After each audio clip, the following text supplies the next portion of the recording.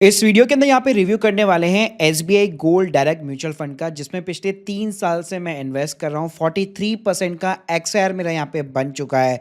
तो क्या अगर आप गोल्ड के किसी भी म्यूचुअल फंड को सेलेक्ट करना चाहते हैं तो मार्केट के अंदर ऑलमोस्ट अगर आप देखेंगे 27 से भी ज़्यादा स्कीम यहाँ पे रन कर रही है। तो कौन सी स्कीम आपको यहाँ पे सेलेक्ट करनी चाहिए, प्लस अगर आप डॉलर के अंदर भी इन्वेस्ट करना चाहते हैं तो आपके पास क्या ऑप्शंस यहाँ पे अवेलेबल है।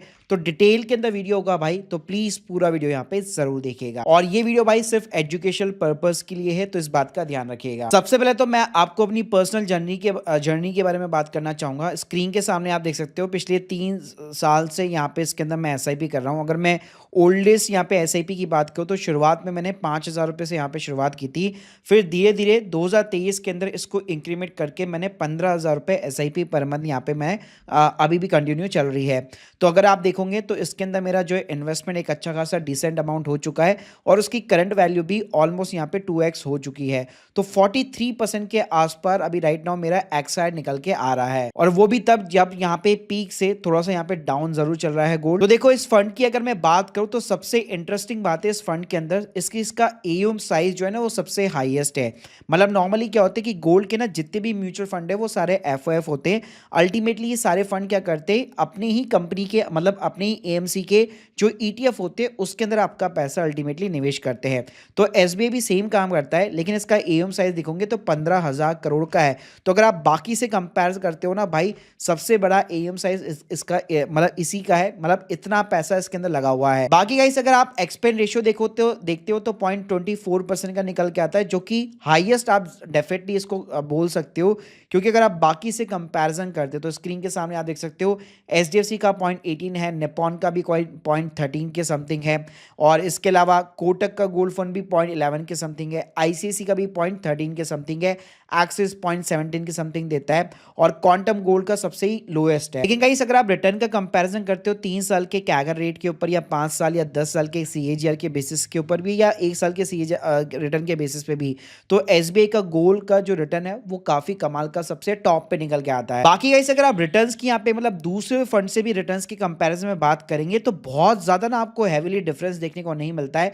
अगर 1 साल के अंदर 53-54% का रिटर्न निकाल के दिया है तो मोस्टली अगर आप फंड देखेंगे सभी ने ऑलमोस्ट उतना ही आसपास 1-2% का रिटर्न का मैक्सिमम कुछ फंड के अंदर फर्क होता है। बाकी इतना ज्यादा डेसिमल्स के अंदर इसके अंदर फर्क देखने को मिलता है। बाकी अगर आप ईयर वाइज भी यहाँ पे गोल्ड के रिटर्न्स यहाँ पे देखते हैं 2026, 25, 24, 23 के अंदर भी, तो काफी कमाल के रिटर्न्स यहाँ पे निकाल के दिया है। इवन भाई इक्विटी को भी पीछे डेफिनेटली इस गोल्ड ने छोड़ा है।